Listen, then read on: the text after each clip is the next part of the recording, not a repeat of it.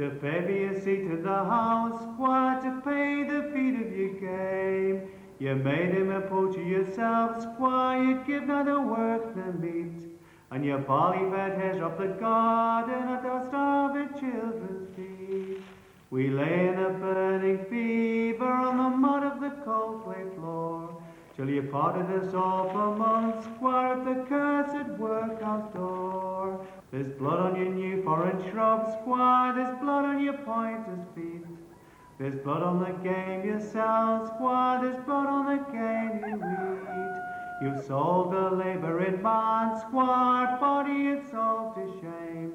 To pay for your seat in the house, squire, to pay the feed of your game.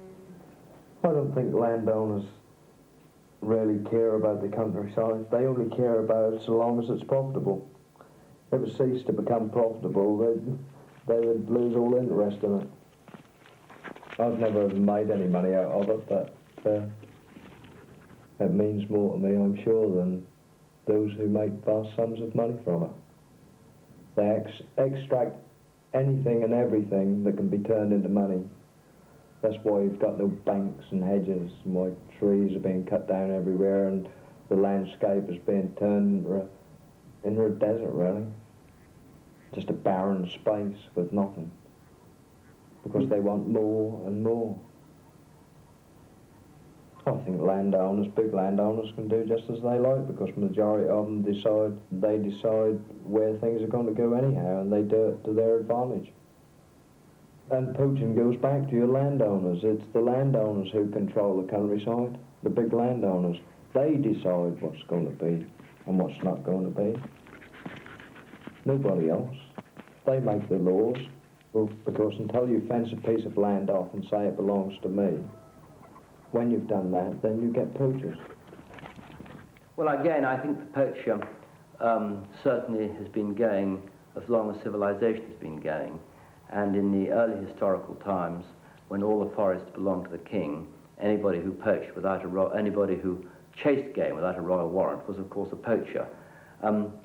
As game rearing and shooting became more intensive, of course, the poacher became more of a felon. And during the 19th century, when shooting, certainly in East Anglia, became perhaps the most popular pastime, the poacher found himself under the greatest pressure. And he, in turn, went poaching partly for sport, but very much during the difficult times and depressions, have something for the pot and to feed his family on. I mean, there were periods during the early 19th century when there's tremendous unemployment, and people simply couldn't even they'd get perhaps 3 days' work in the quarry to feed a wife and 5 or 6 children. And obviously there was a lot of resentment. And people were very, very hard pushed to make ends meet, and they poached to feed their families, literally.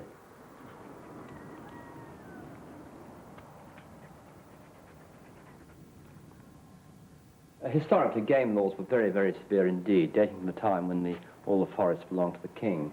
And you can see by this man trap here, which was in use up into the early part of the 19th century, this is the sort of horrific weapon that was used against the poacher until they were outlawed, I think in the 3rd decade of the 19th century. But deportation, death, was a common occurrence in the 19th and 18th century, early parts, for poaching offences.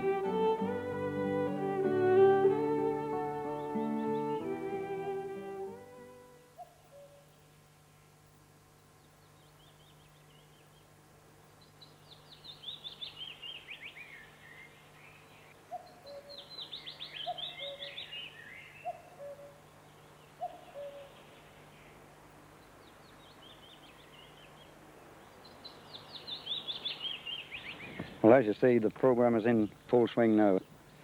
We rear somewhere in the region of 3,500 birds here. 800 of those are partridges and the rest are pheasants. During the rearing programme, we lose a few buds. Somewhere in the region of 10% pheasant, about 3% partridge. And I think that is general. The birds stay on the rearing field for 6 weeks, and after then we take them to the release pens, which are dotted about in various woods. Then we have to really keep an eye on them then for the sake of the poachers having to look around and wound out where they are.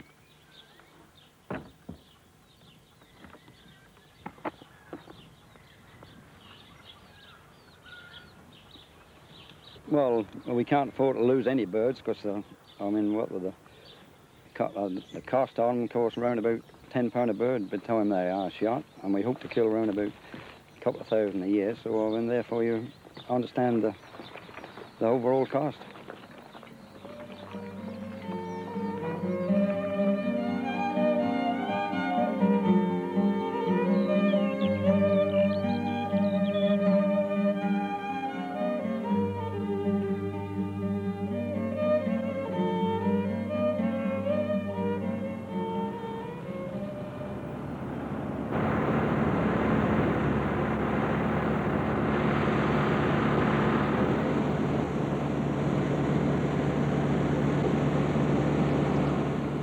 Of course, harvest, when the combines come out and the corn starts getting cut, then one can see just how the pheasant population and partridges are looking for the oncoming season.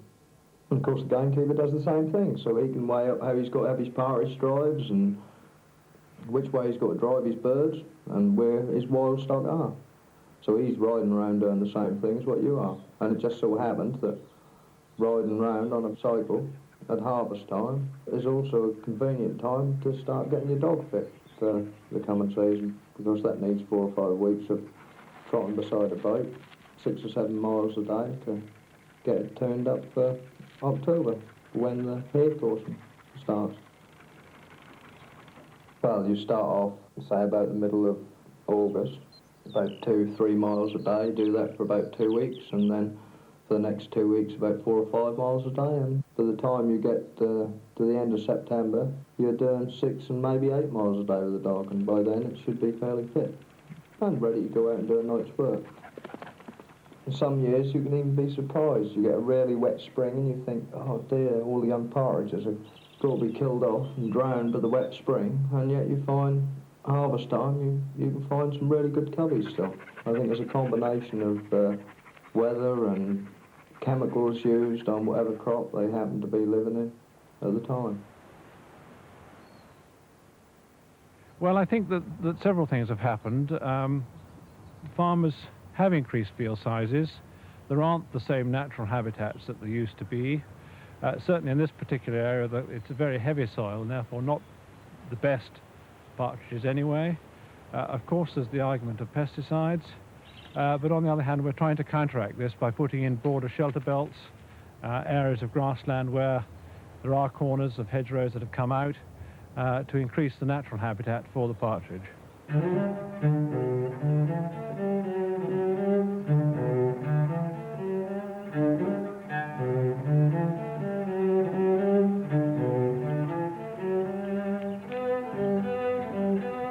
Once upon a time, there was probably 40 or 50 men worked on, most estates, and maybe more at harvest time.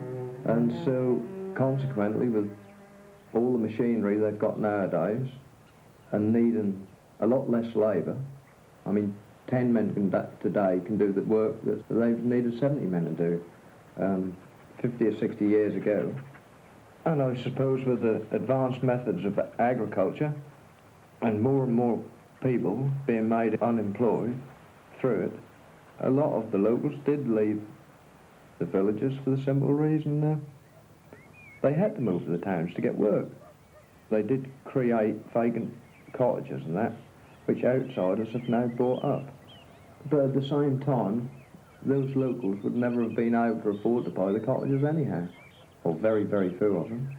And a lot of cottages, of course, came on the market because the man of the house had died or something had happened to him which made him unable to work anymore for his employer, and so therefore he had to get out, or his wife and family had to get out. Well, they've changed because there's hardly any locals left. There's very few people know what country life is about anymore. They've got this fairy tale image of the countryside, which is all roses and lovely and everything is nice in the country. And they don't realise, you know, that nature has got the other side as well. It's a hard life. It is for those that are locals and have had to make a living off the land in the best way they can. From August till September, that's like the never-ending wait, you know, just waiting to be able to go out. And the first night of the season is like the first night you ever went out and ever shot a pheasant. It's always the same. 6 weeks before the season you start, and you can't help it, you start looking for the coveys sitting on the fields, coveys of partridges, seeing how many pheasants, young pheasants there are about, weighing it all up, ready for October or September in the case of partridges. Seeing where everything lays. It's like after harvest, it's a new world. There's so much more to be seen and it's all new.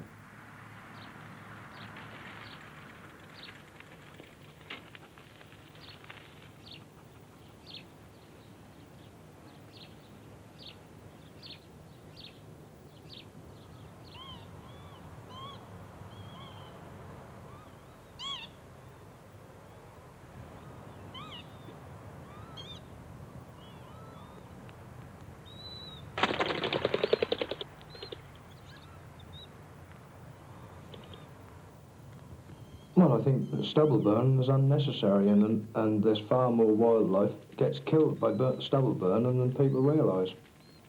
I've seen dead leverets and rabbits, young rabbits and partridges, game birds and all sorts scorched up for stubble burning. And of course a lot of farmers aren't too bothered about whether they burn the hedges down too. I suppose stubble burning came in when dairy farming stopped. That's when people really started burning the stubble off. When dairy farming in Norfolk started to come to an end.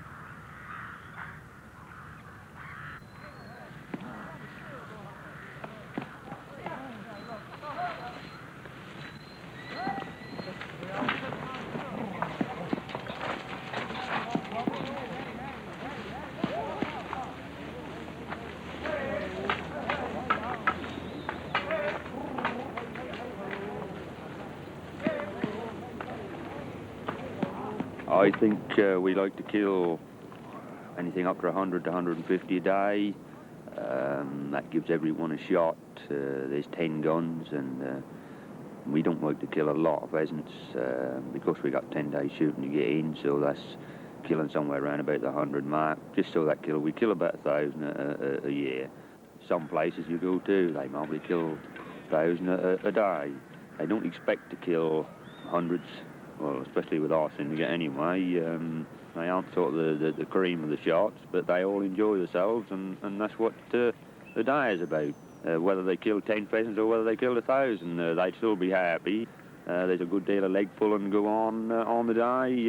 They're just businessmen that like to get out of the office for a day a week. They give them a bit of exercise, and they have a bit of sport. And provided they want the sport, then I shall keep a job.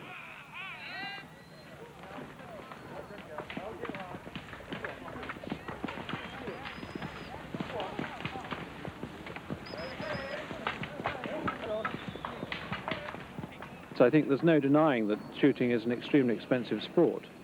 But I think the thing one's got to bear in mind is that all the money raised from letting shooting is recycled into the rural economy. It's giving employment. It's giving quite a number of people an enjoyable day out beating, and they all come and they love it. And I can produce plenty of people to prove that to you. So that it's not quite as straightforward, I think, as saying that it's a rich man's sport. There is a tail end to it that brings benefit to those that live and enjoy the countryside.